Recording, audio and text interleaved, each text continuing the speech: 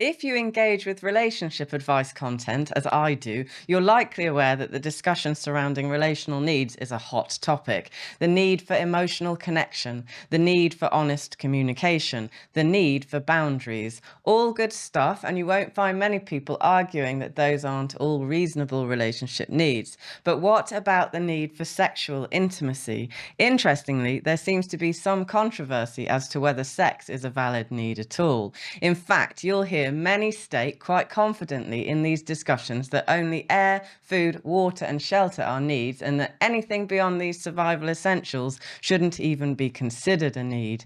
This perspective frequently surfaces in debates about sex with statements like, sex is a want, not a need. You don't need sex to be happy. Nobody ever died from a lack of sex. Whilst it's certainly true that a lack of sex won't kill a person overnight, I think we can all agree it would be considered rather callous to speak about other relationship needs in the same tone.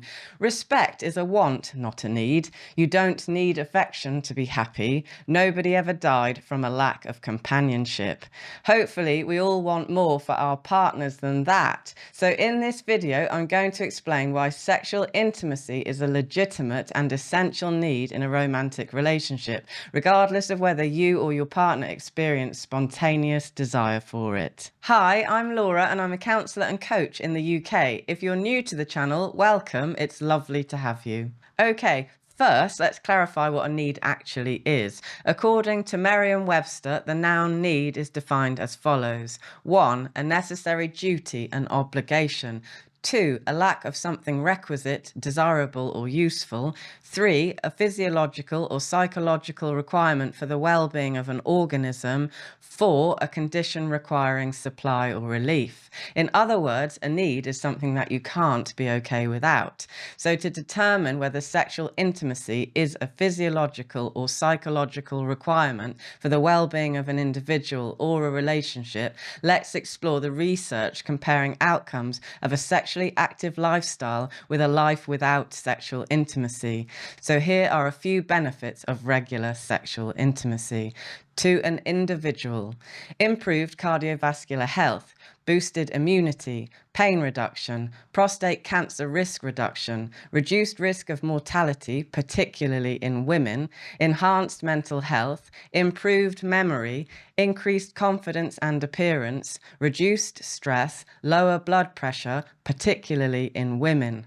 To a couple: increased emotional intimacy, improved relationship satisfaction, reduced stress and anxiety, enhanced communication, lower divorce rates, strengthened trust, enhanced relationship commitment, improved conflict resolution, increased partner appreciation, increased relationship longevity. And here are a few consequences of a lack of regular sexual intimacy.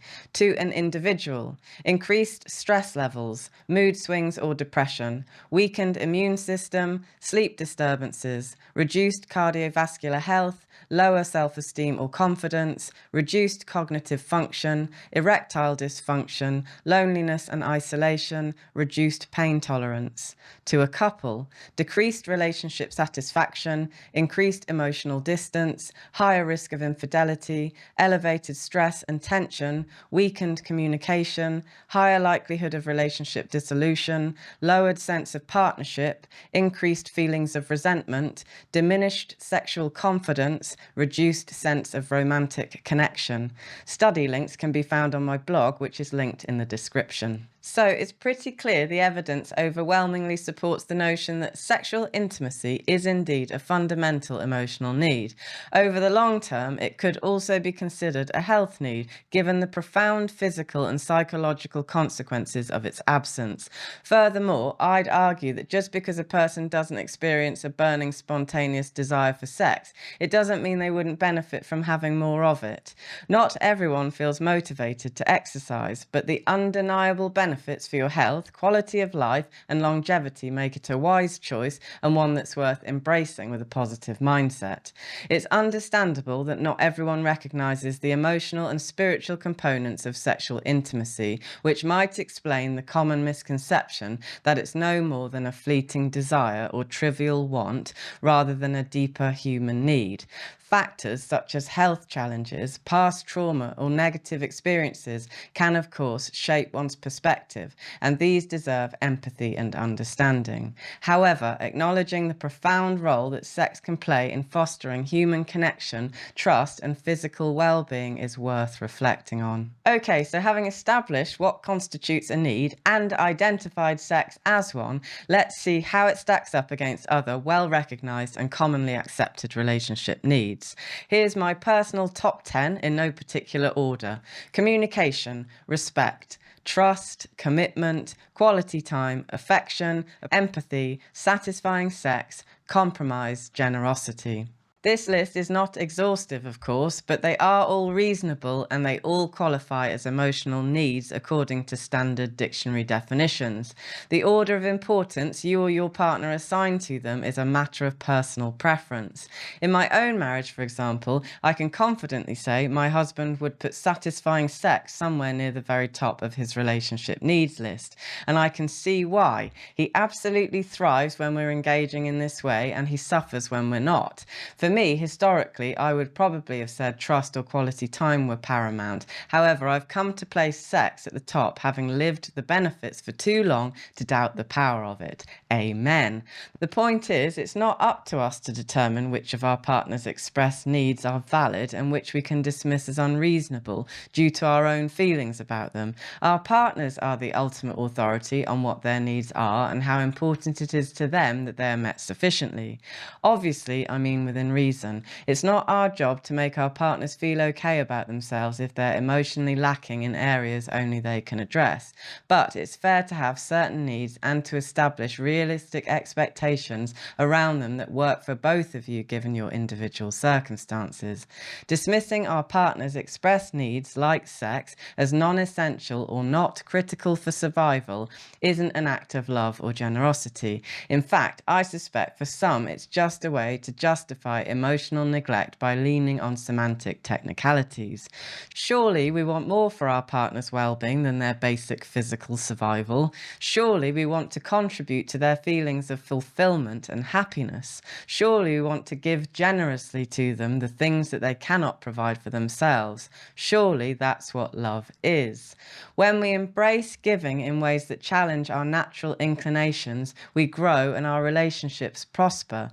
My husband's efforts to cultivate more emotional intelligence for my sake have undeniably deepened and enriched his life. Likewise, my commitment to meeting his sexual needs has brought greater joy and a stronger sense of wholeness to me as a woman. In this kind of dynamic, both partners thrive in a cycle of mutual generosity, growth, and fulfillment.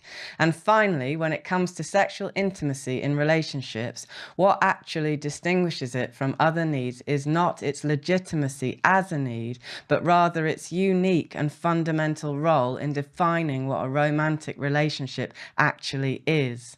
While friendship, trust, communication, and emotional intimacy are all essential, it's the presence of sexual connection that transforms a couple's dynamic from the all too common roommate scenario into one of passionate romantic love. And this is particularly important if you have children. So I'd urge you not to overlook the profound impact your relationship dynamic has on them. They're keenly attuned to the warmth and connection or lack thereof between you and your partner. Whether you intend to or not, you are modeling for them exactly what a relationship should look and feel like. Nothing nurtures and relaxes children more than being raised by parents who are deeply fulfilled, affectionate, playful and truly connected, parents who prioritize each other, parents who are lovers, not just friends. The key difference between cold, disconnected, and tense relationships and those that are warm, peaceful, and vibrant often lies in the degree of sexual intimacy shared between partners. So I ask again, is sex an emotional need? Absolutely yes. And more than this, it's a vital thread in the fabric of a healthy, vibrant relationship, woven together with trust, communication, and mutual generosity. By embracing it as such, we open the door to deeper intimacy, greater well-being, and a love that truly flourishes. Who in their right mind wouldn't want that? If you enjoyed this video, and I hope that you did, you might also enjoy this one where I discuss how to increase female libido. Please consider subscribing if you enjoy these conversations and leave a comment to let me know what you think. I'll be back next week. In the meantime, to yourself and to others, tell the truth.